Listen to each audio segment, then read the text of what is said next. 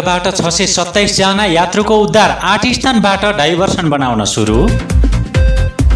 वर्षाका कारण बीपी राजमार्ग अवरुद्ध हुँदा अलपत्र परेका 627 यात्रुको उद्धार गरिएको छ। जिल्ला प्रहरी कार्यालय काभ्रेपलाञ्चोकले वर्षाका कारण शनिबार साँझदेखि बीपी राजमार्ग अन्तर्गत मङ्गलटारमा अलपत्र परेका यात्रुहरूको आइतबार उद्धार गरेको हो।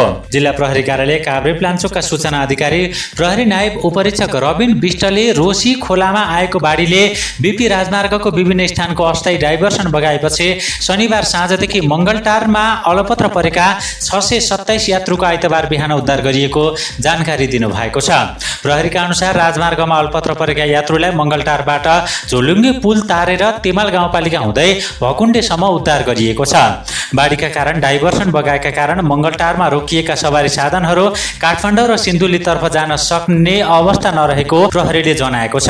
डाइभर्सन बगाएर अलपत्र परेका सवारी साधनलाई डाइभर्सन बनेपछि गन्तव्यतर्फ पठाइने प्रहरीले जनाएको छ।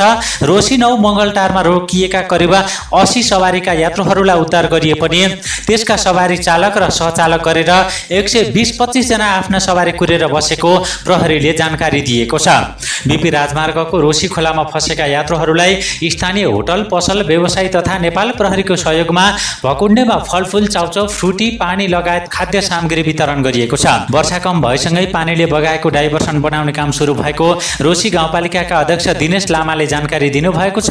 उहाँका अनुसार रोशी खोलाले बगाएका चौकी डाँडा, घुमाउने, नार्की, चिउरीब्यास, कालढुङ्गा, डाला बेसी, बुलढुङ्गा तथा माप्तीमा गरी 8 स्थानबाट डाइभर्सन बनाउन सुरु भएको छ।